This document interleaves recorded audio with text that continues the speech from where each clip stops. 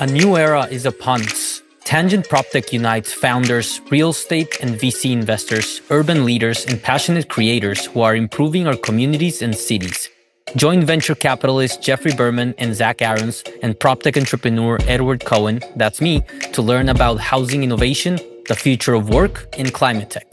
We examine these themes through interviews and conversations with PropTech CEOs, real estate owners and operators, and venture investors, and how we can leverage tech and collaboration to help solve the housing crisis, figure out the future of work, and how to decarbonize the built environment. If you would like to get your company's or organization's mission featured on Tangent, email us at tangentcommunity@gmail.com. Hi, I'm Edward Cohen. Welcome to Tangent. Hey there, this is Jeffrey Berman, getting tangential. This is Zach Aarons. I always stick to the plot and what is written for me. No tangents here. Today on Tangent, we have Lior Abramovich, co-founder and CEO of Blanket, helping property managers reduce owner churn and grow their portfolios. Hi, Lior. Where does this podcast find you? Hey, Edward. I'm based in Miami. Super excited to be here. We spoke a lot about this opportunity, so I'm ready to get started. Super excited to have you and Blanket. You're in Miami and you're not outside right now? Yeah, well, you know. I'm in Palm Beach. No, you can work outside. I'm looking at the ocean. Like it's too one beautiful. Of those days. Exactly. It is so gorgeous outside. I don't know about you guys, but have any of you ever seen South Park? Yes, of course. So, you know the episode where Cartman meets Michael Jackson? Oh, man. Oh, my God. Oh, man.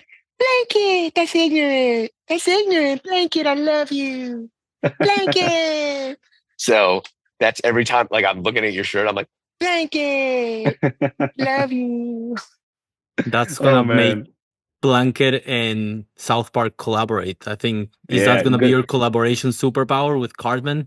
Good idea for a viral campaign on social media now. Bam. I mean, we can end the podcast right here and you just got to get to work because that is actually a brilliant idea. Done. No, you can go viral and get canceled at the same time. Like, what else do you want to get? Like, I don't think it's a different time. There's a new guy, there's a new sheriff in town, and people are no saying more cancellations. People are saying the darndest things now. It's really uncomfortable. It is something. Who would have thought? Cancel the cancellations, and everything is solved. Zach looks so nervous. He's like, I want to say something, but it might get me canceled. I'm like, Zach, set yourself free. Yeah, I'm looking forward to being canceled. 2025 goals. Survive till 25. Everyone's been saying that, but what's going to be next year? Like, we need to find a better rhyme with 6. But Lior, give us a quick backstory. Why did you start Blanket?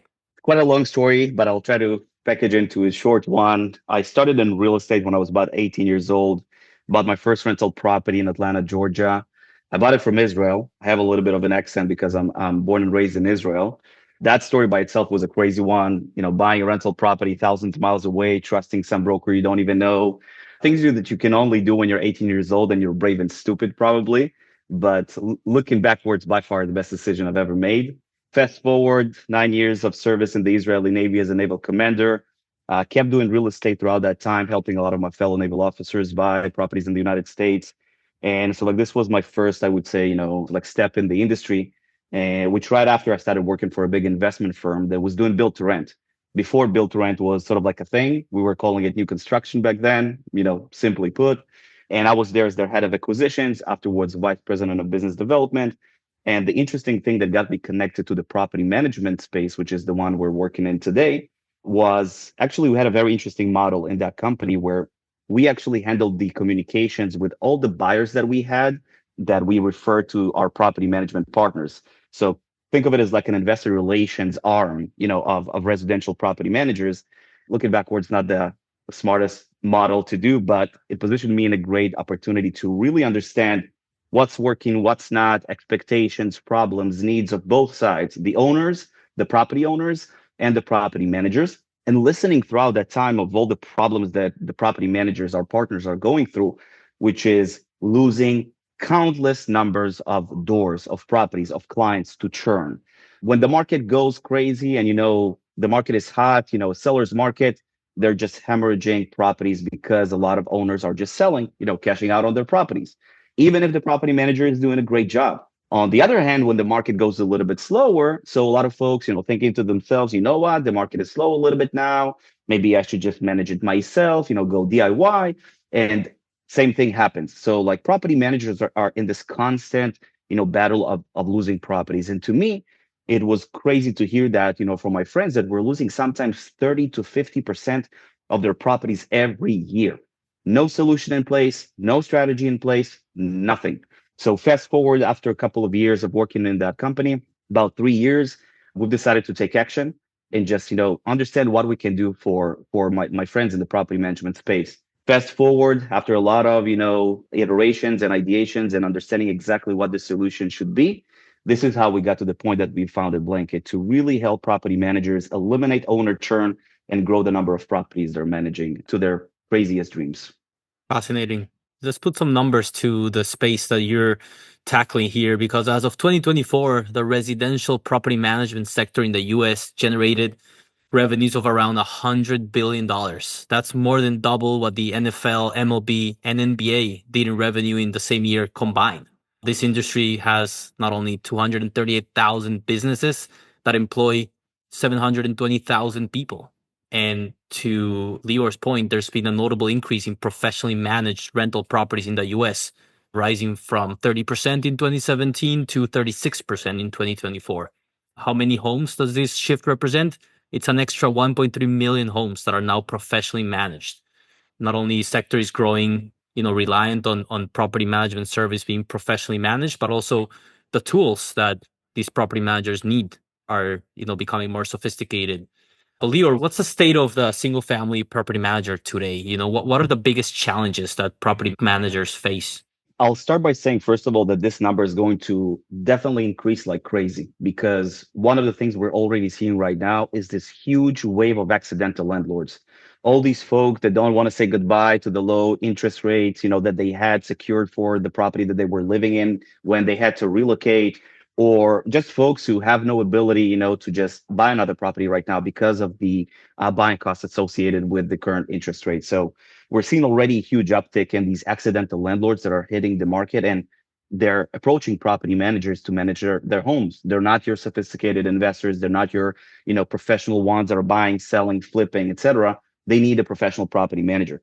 So this creates this huge wave right now of demand for property management services, but also it creates this opportunity for property managers or challenge that requires them to differentiate themselves. They have to win that business. And this is where it gets to sort of like how I see the property management right now. We're at an inflection point. In the past decade, we've seen what I call the race to the bottom. Every property manager in our space competed for price, on price. I'll give you lower property management fees and, come and work with me. This is a lost battle. And, property managers already started to understand that in the last couple of years. So now we're seeing this shift of, okay, me as a property manager, how can I differentiate myself and give you more value? Give you more value so you can really see the importance of working with me and the opportunity.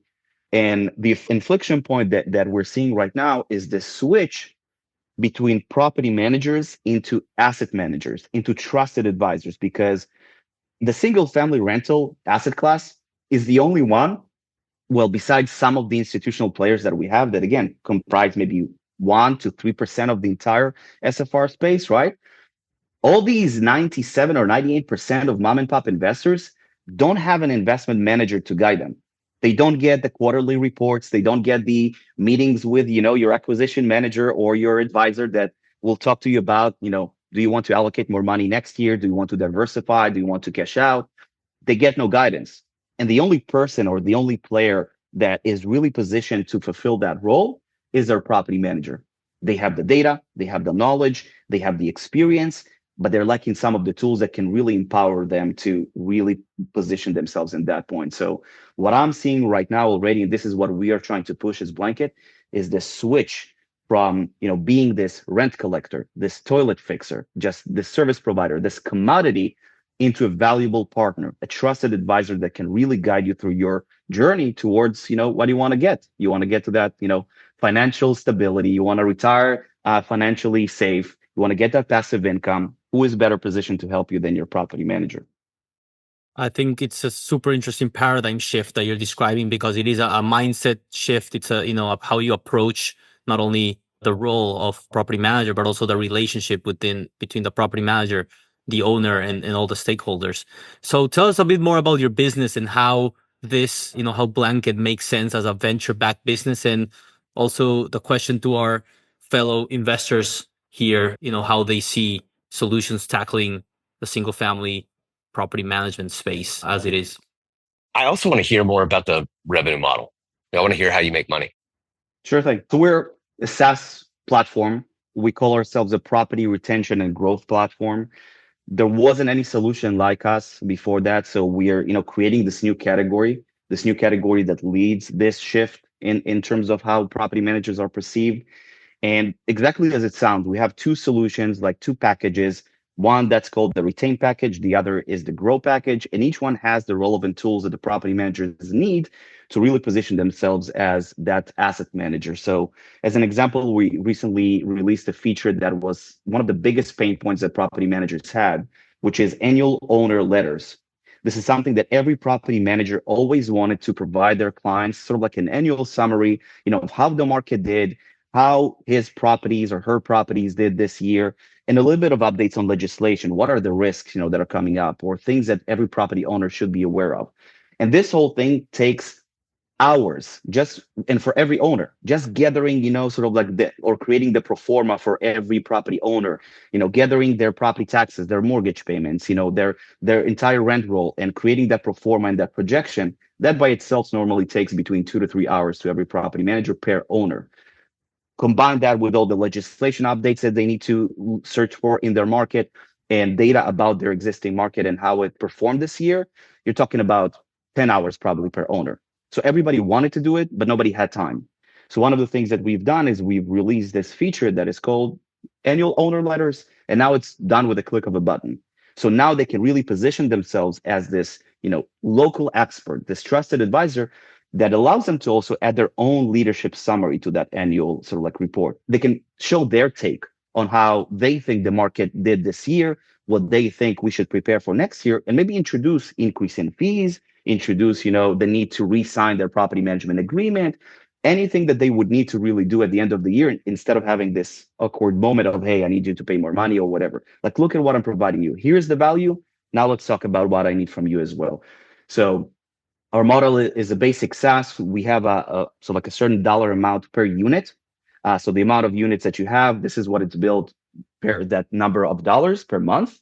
And that's pretty much it. Very simple. I think I missed it. How many dollars per month? We have the two packages. It ranges between $1.49 to $1.99 for each package separately. So in total, it sums up to about 3.48. We give some discounts, we give some bundle discounts. So it averages around like $2.99 per unit. And how many units are currently on your platform? We have several tens of thousands. We track also assets under management. We are almost at $20 billion in assets under management on the platform and growing very fast, especially in the past couple of months. It was crazy because of all these features that we've created that are really relevant to this time of the year. So hopefully very soon we'll double or triple that. Interesting. Pardon my ignorance. Are you venture backed? Yes. By whom?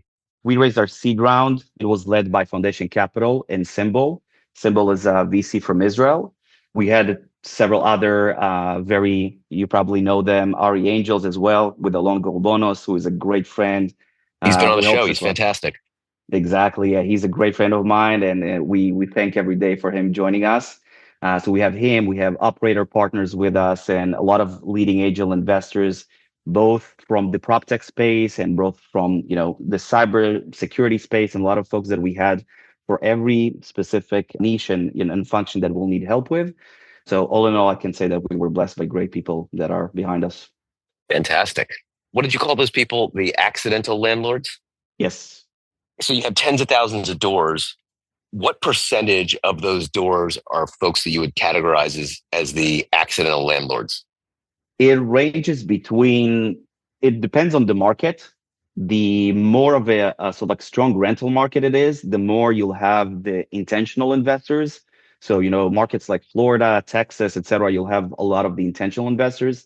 The more you go to the less investment heavy markets, you'll see more accidental landlords. But I would say all in all, if we're looking across the nation, we are operating in over 40 states now. I would say it's between 50 to like 60% of accidental landlords. It's pretty evenly spread between Wow. the two. What was your go-to-market? Because tens of thousands of homes that's a big slice. And it's a surprise. You can't see my face right now because I don't have the bandwidth, although you guys are all coming through. But I have my surprise squirrel face on because you're seed backed and you have tens of thousands of units. It's almost hard for me to believe. What was your go-to-market? How did you attract that many units? Conferences, just walking the ground. We're investing heavily in relationships. We're in every conference. Right before we started the call, I told Ed that I just came back from another one. Like I'm literally every week in another conference. And our approach was just to be a meaningful part of the industry, a meaningful part that really helps people connect with people and not, we're not doing any paid advertising. We don't spend any money on paid ads. We're just trying to be there, trying to show up at every place we can. And the word spreads. So like our go-to market is mainly conferences and referrals. I would say it's like 60-40, between the two. How many units is your average accidental landlord? Again, the accidental landlords normally have just one property or two properties. But that's what I want to talk about. So if you have an accidental landlord that's got 1 to 2 properties and you're saying 50 to 60% of your tens of thousands, so let's say it's 20,000 or 30,000, whatever it is. So somewhere between 10,000 and 15,000 units are accidental and single landlords. You're telling me that you didn't have to spend a whole bunch of money with Mark, Sergey, Larry, whoever owns TikTok and the snapping chats. Like you didn't have to. That's unbelievable. Like I want to talk about that because performance marketing based companies are usually an anathema to me. But what I'm hearing is that you didn't have to use performance marketing to attract these people. If they own 1 and 2 units, why are they going to the conferences? Like I'm missing something. Oh, okay. So quick clarification here. Our client is the property manager. The property owners on the platform are the ones that are engaging with certain features of the platform. So the target client, our ICP, is the so in other residential words, these property manager. managers may have already been working with these onesies and twosies. Correct. And now you're making their job so much easier because blanket. Exactly, Carmen. Oh, fantastic. Okay, I understand. Zach, you still look befuddled. No, I like it. I'm nervous though about the political climate with respect to SFR. We got a lot of legislation coming around. Who knows if these bills become laws, but there's the Stop Predatory Investing Act bill. There's the End Hedge Fund Control of American Homes Act bill coming potentially to the floor. How do you limit your exposure to these large SFR owners, right? Like a large SFR owner, if you're a hedge fund, you probably don't have property management in-house. You're going to farm out to a property manager. Do you prevent those types of property managers from coming on to your platform? How do you pierce the veil and know who's actually owning the asset? Or is that not a concern at all? No, that is a concern. We don't work at all with the owner operators, with the large, asset managers. We work with the small, medium size, the long tail of the market. Some of them are, as we consider them, enterprise clients that manage maybe 6,000 doors, 5 or 3,000 doors. They're still considered so like smaller companies and not your big asset managers. And these folks, we look at the smaller ones as the ones who have up to like 200 doors. Those who have between 200, let's say, to 1,000, these are the medium-sized companies, and everything above 1,000 is the enterprise ones. And we focus only on those that are third-party property managers, managing for mom-and-pop investors, have no exposure to institutional players at all. And that's how we sort of like stay away. And our philosophy is we're sort of like trying to help revive the whole David and Goliath story. We want to empower these local players. We want to empower them with the tools they need to really differentiate themselves and position themselves as the best property manager that you can get, because when you think about it, the larger you get, the less personal your service becomes. And there's then a lot of issues with customer service to the property owners or even to your tenants at the end of it. So the smaller property managers have something unique, have something magical about them where they're really connected with their clients. And we just want to empower that. We want to make it a lot more valuable. We want to make the switching cost bigger as well for property owners when they're thinking about it. So this is our focus. We're focusing only on the smaller ones. So none of the property managers on your platform manage assets for these super mega evil corps? No. How do you know that? First of all, we meet them. We talk with them about who their clients are. We also want to understand, again, who are more accidental landlords, who are more, intentional investors. This is something that we plan in the future to also cater to in terms of the platform functionality, because an accidental landlord has different needs than an intentional investor. The accidental landlord has no clue what cap rate is, right? He just wants to see if the value of his property increase, how much equity he has in his home, and just, wait for you to tell him what to do or when he wants to sell and cash out. So we are very interested in understanding our clients and what their challenges are alongside of who their clients are. In addition to that type of legislation, though, there's a lot of heat coming to the largest SFR operators, firms like Invitation Homes. The FTC is going after them, saying they charge junk fees, they unnecessarily withhold security deposits, they employ unfair eviction practices. How do you ensure that your property managers are not doing the same thing to their customers, the renter of the home? So actually, this is one of the hottest topics right now. I'm actually going to another conference next week to talk about this, about compliance and property management and how property managers are dealing with it. So specifically on the junk fees, there is a clause that explains that for residential property managers, they have some kind of I don't know if to call it a gray area, but they're sort of like out of the danger zone as long as they disclose everything. As long as you disclose everything on your listings, as long as you disclose everything on your lease agreement, as long as it's out there, they're okay. You can charge the ancillary fees, you can charge those sort of like junk fees, but as long as you disclose them. So on that front, property managers are becoming a lot more sophisticated, a lot more, I would say, thorough in how they conduct their businesses, especially in the high regulated markets like California. And I think this only strengthens the need of a property manager for a property owner because of this never changing, atmosphere of regulations and new sort of like laws are coming into play. And this is where also they shine. So, for example, like how that impacts us as a platform from the product perspective. So in that annual owner letter, one of the things that we sort of like source for the property manager and for the owner is all the legislation that has passed or in progress in their markets. So they can be on top of it and sync and understand the implications and work together on, okay, what do we need to do differently?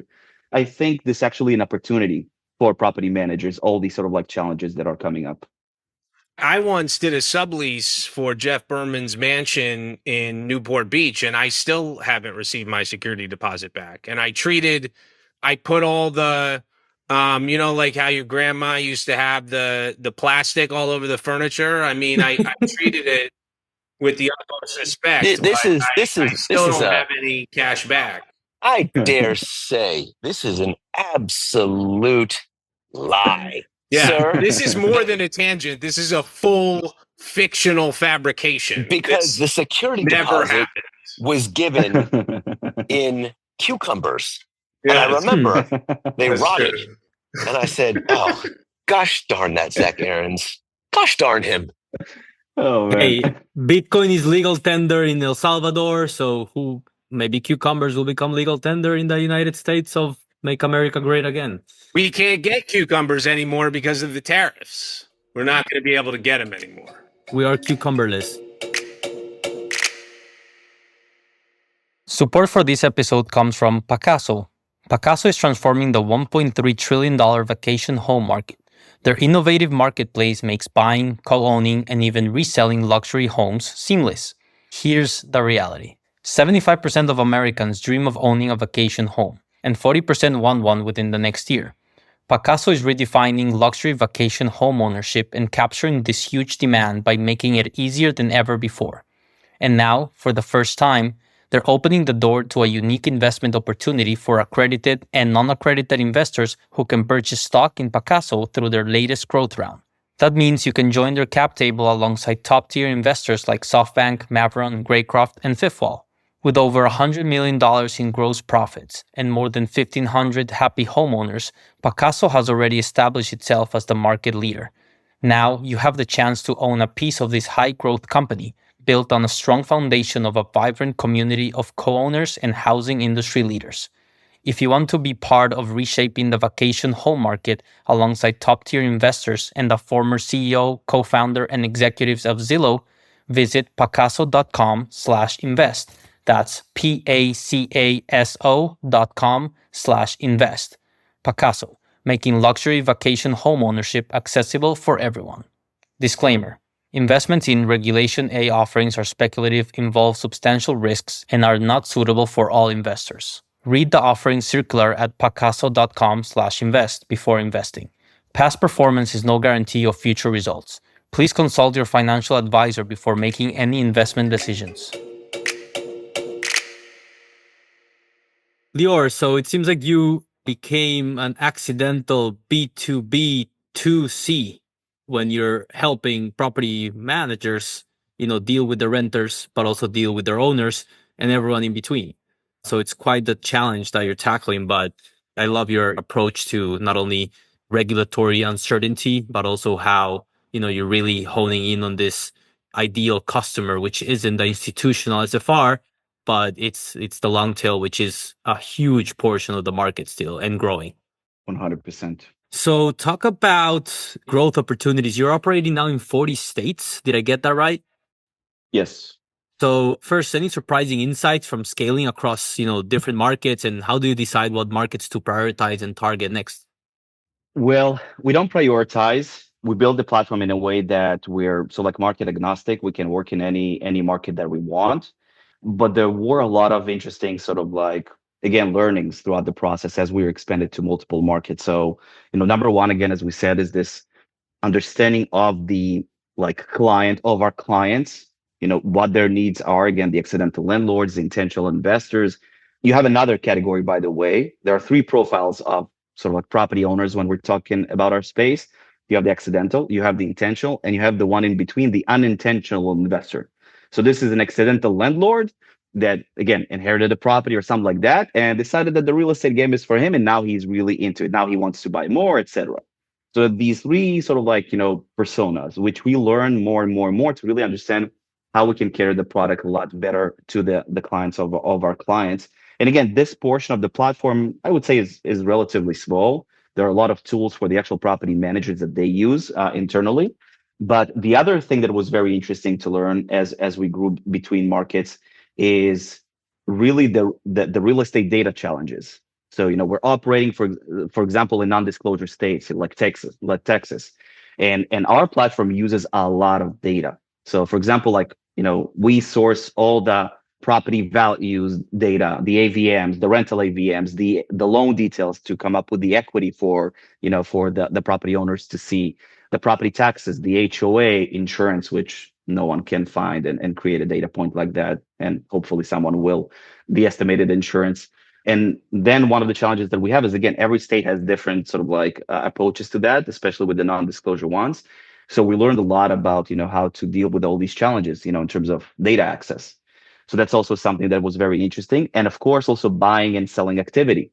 So we have a very, very close, our handle is on the pulse in every market, because one of the other features that we have on the platform is this white labeled marketplace, where the property owners, the clients of the property managers, can buy and sell properties between themselves. Because the whole value proposition behind that thing is, instead of the property manager losing a client because they want to sell a property, let's just list that property for them, capture that sale, and sell it to one of our other clients. And that way, we're also getting the commission from the transaction, but we're also retaining the unit.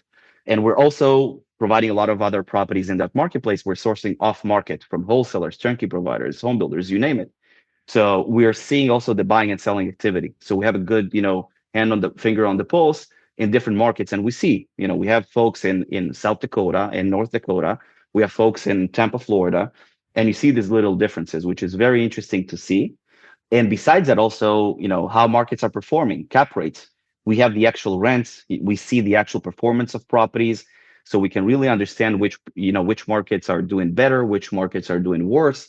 And I dream of, one day of creating some kind of an industry report with all the data that we have, from our clients to really give some actionable insights, because this is one of the things that was missing for me as an operator back then, is the access to actual data, to actual rents and not asking rents and things like that. So definitely a lot of interesting learnings from like just dealing with the data. Super cool. Interesting that you mentioned the marketplace for SFR. I mean, the first one that comes to mind is Roofstock, but it's not the first time that's been tried, and you are approaching it from a very different perspective. You're building the trust from the property managers who have been inundated, with what the role entails these days and what requires them to stay afloat and not lose their business every year. How would you say you're approaching it differently? And I'm not saying Roofstock did it poorly or not. I know they've pivoted maybe once or twice recently, but even going to their website now, Roofstock, it looks drastically different than the marketplace where you could just freely search for SFRs on the market. So any thoughts on that? Yeah, we approach it from, again, the B2B side. We're not doing B2C. Again, we're not targeting and marketing to, investors. We're just providing tools that empower the property manager. And the biggest I would say win and benefit of that is the sort of like operator of the marketplace, which is, again, the white labeled one, is the property manager. So the property manager has a vested interest in capturing more sales, helping his clients buy more properties, because this is more revenue and more doors to manage. So the marketplace then is a lot more active, and we don't have to sort of like do anything for them because they have their own way of doing things, right? They want to market more. They want to speak with their clients more proactively about buying more properties whenever the lease renewal comes in. We know that the 120 days before the lease renews, this is the riskiest period in time when an owner might think to himself, oh, the tenant leaves, so maybe they'll just sell the property. So now the property manager can be more proactive. He can speak with the owner and tell him, are you planning to sell? If so, I'm here for you. I can take care of that sale for you. And hopefully I can sell it to one of my other clients and retain the unit. So our approach is coming again from the B2B side, just with the sole purpose of empowering the property manager. Again, we're not taking any cut from the commissions. It's their thing. They can do how many transactions they want. They can sell how much they want, and they can use this also as a tool for their, recruiting and agents, right? Because now they can differentiate themselves from any other agent in the market that doesn't have enough marketplace that is white labeled with their logo. So I would say just our different approach is just, we want to provide value to the property manager. That's the underlying fact in everything we're doing. This episode is brought to you in collaboration with Blueprint, the future of real estate. A few weeks ago, in September, Jeff and I participated in the largest, most global gathering of industry leaders and innovators leading the charge in changing the built environment, from construction to transaction, for 3 days of networking, learning, and ecosystem advancement in Las Vegas.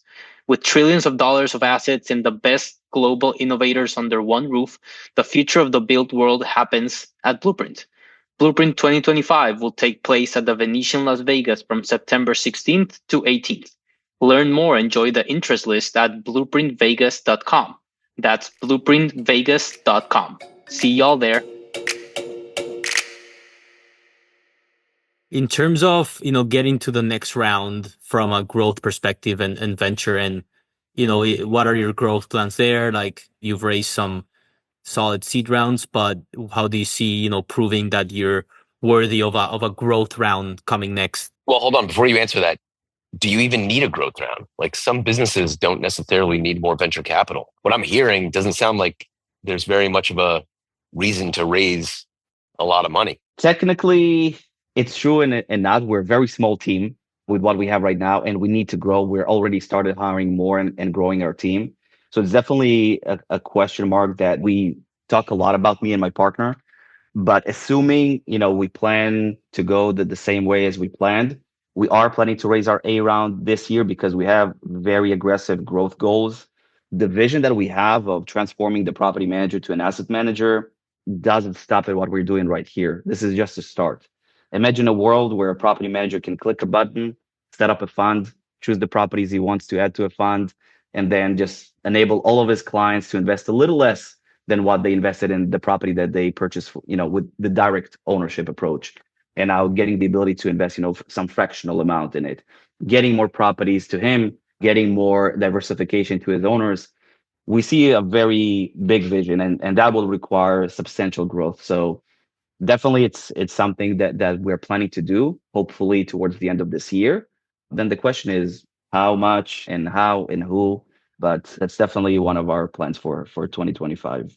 Stay alive in 25 so you can get your fix in 26. Yes, Boom. sir. That's it. That's what I was looking for. Survive to 25, get your fix in 26. Zach Aarons on the tangent. I'm going to trademark that. Trademark that right now. Get the website. I'm going to start the litigation immediately. AI, artificial intelligence, DeepSeek. Short or long on DeepSeek? I'm joking. How we'll talk about tech. We like tech. People here invest in tech, but it wouldn't be a tech podcast if I didn't ask you about AI. So, AI powered property management.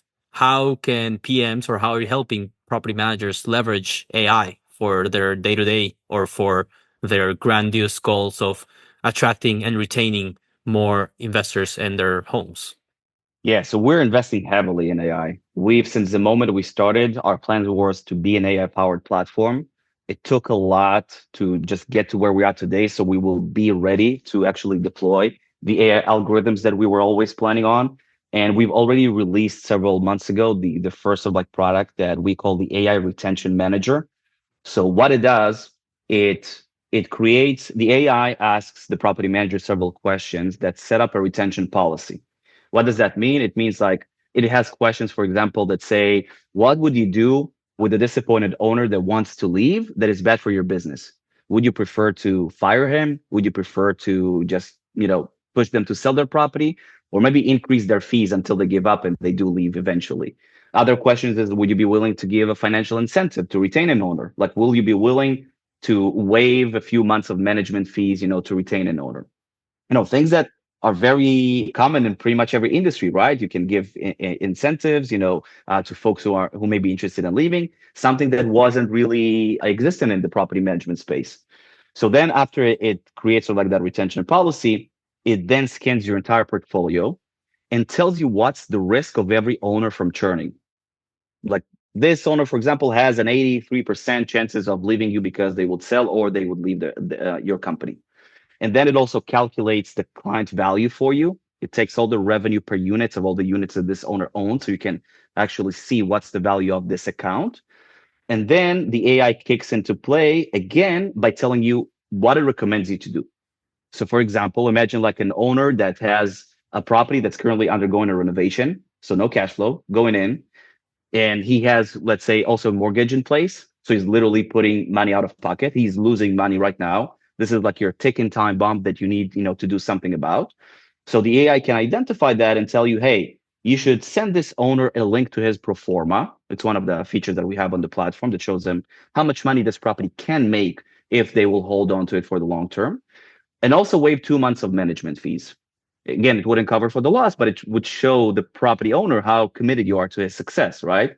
And then the third thing that the AI also does, it creates the actual reach out. Again, it creates a script, whether it's a phone call script or an email that you're sending with your tone of voice. So you decide if you want to be more friendly, more professional, whatever. So that way, even the property manager, even the youngest property manager in the company can handle that very complicated conversation of, this is the problem. This is what we want to do to make sure that you are happy.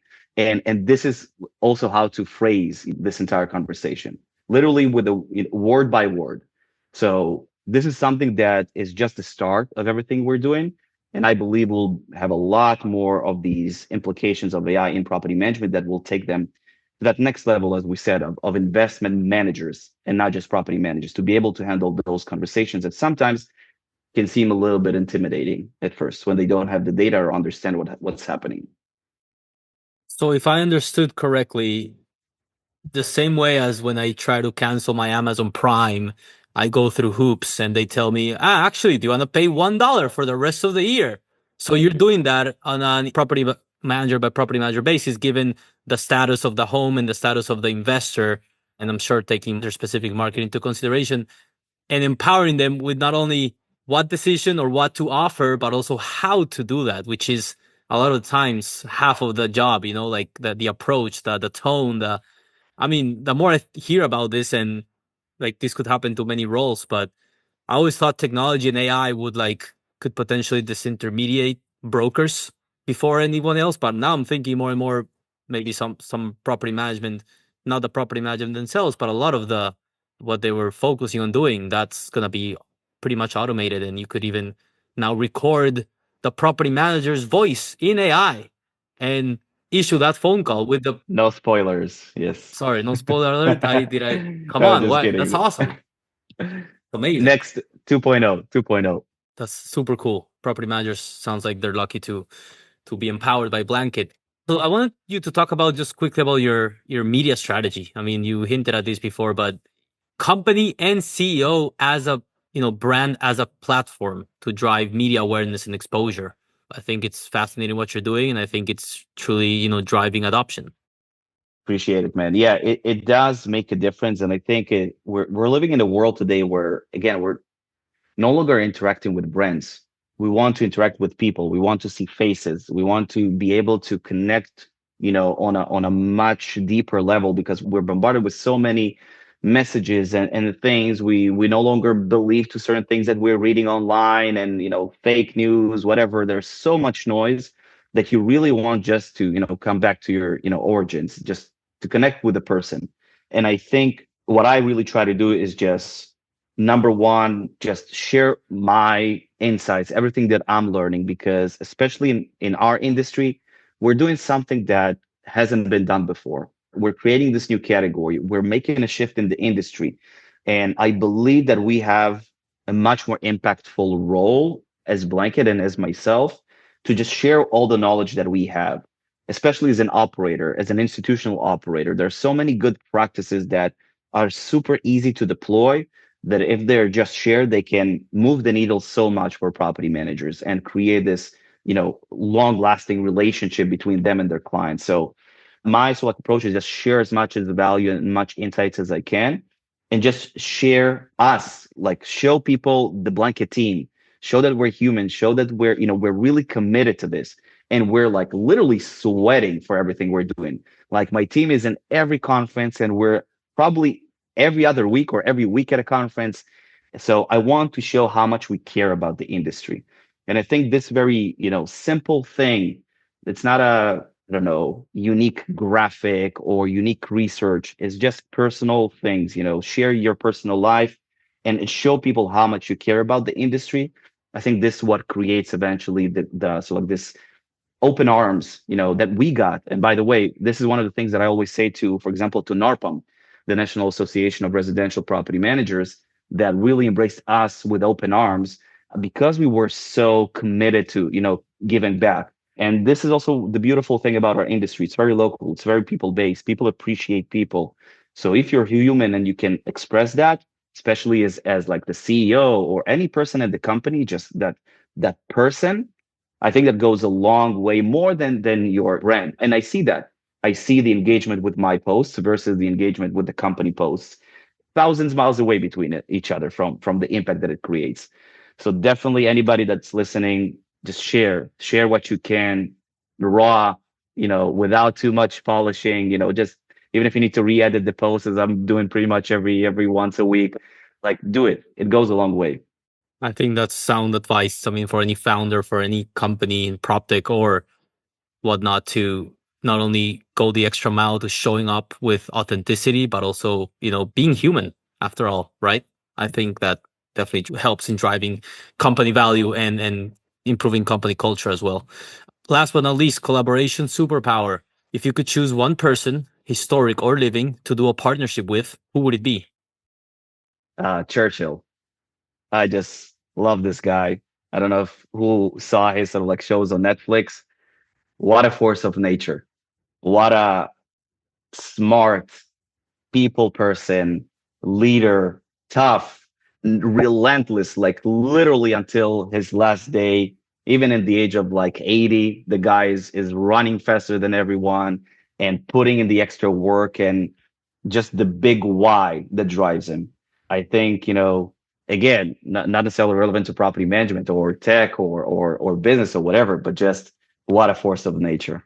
He actually owned multiple properties during his life. I'm not surprised. Including a fixer-upper townhouse that he then converted into a mansion, apparently. Zach, who is your collaboration superpower today?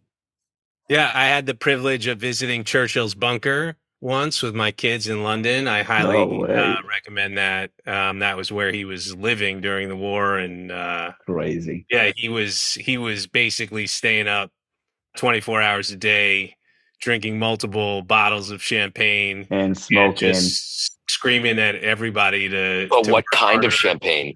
Do better. It was à l'Est. It was actually. not. It was not. Paul Roger QV. Paul Roger, that is right. The Queen's champagne, it's house. So I've been getting a lot of criticism from Jeff Berman about recent collaboration superpowers. So, much like Churchill, Jeff Berman pushes all of us to work harder, dig deeper, find that higher level of achievement. So I did a lot of research for this week, and my son is studying the Italian Renaissance. And so I decided to select a gentleman named Giovanni de Bicci de Medici, who is the founder of the Medici banking dynasty. And he started out banking in the early 15th century before dying and giving the business to his son, Cosimo de Medici, who really took it to the next level and is much more famous than Giovanni. But what Giovanni discovered was that if you had multiple branches of a bank, it was better than just having one. And so he was the first banker to take banking, not just nationally. He opened up branches in Rome, where he became the Pope's banker. That was another sort of insight. It's always good business to do business with the church. And then he opened branches in places like Venice as well. And so he was sort of the father of risk diversification and figuring out that if you could bank in multiple locations, you could solve a lot of problems for a massive organization like the church that had different bishoprics in all of these places and needed a local partner that was connected to a larger web of entities. So, and also, he sort of started the Medici tradition of philanthropy, of humanism, of supporting arts and culture in the city of Florence. And he also encouraged his children, even though they were wildly wealthy, to dress very much like average Florentines, to interact with average, normal, everyday Joe and Janes walking around the street. And so a combination of incredible business foresight, execution, figuring out how to connect to powerful people. I would love to bank with Giovanni. I would love to move all of our accounts at Metaprop. I'm not going to say who we bank with right now, but if the Medici Bank were still around, in a heartbeat, I would move all of our funds over to that banking platform. That was perfect. I'm not even going to give you one. That was perfect. Wow, Jeff. There's a lot coming from you. That was perfect. Thank you. It was. Just as Giovanni developed local branches of banks to partner locally, Blanket partnering at the local level with property managers nationwide. That's fascinating. And then we're not even going to mention the fact that branch banking led me all the way to Herzliya on December to close in person my bank account because they wouldn't close it unless I showed up to Bank Discount Herzliya. Thank you, Snif Arbaim Be'arba. Anyway, that's neither here nor there. But I'm also forced to fly to Israel to do a very simple thing, just to remove someone from my account. Like literally, this is what I need to do. Fascinating. Startup Nation strikes again. Lior, where can Tangent listeners and property managers learn more about Blanket and connect with you? Our website is blankethomes.com. So if anybody is in the property management space and wants to get a demo, see how everything works, just book a demo there. Say that you've listened to this podcast, and I'll make sure that you also get a very nice discount. And just on LinkedIn, I'm posting almost, I would say, I think daily. I try. And I'm sharing a lot of product updates, product features, and just our personal story and everything that we're doing. We're, again, very much committed to the community and to our industry. So we're just trying to spread the word and as much value as we can. DM me. I'm responding pretty quickly if needed. I try. Yeah, it's either LinkedIn or our website. Lior Abramovich, co-founder and CEO of Blanket, helping property managers reduce owner churn and grow their portfolios. Thank you so much for coming to Tangent today and sharing your company, your vision, and your work. Thank you, guys. Thank you for having me. It was a blast. Thank you. Take care, everyone.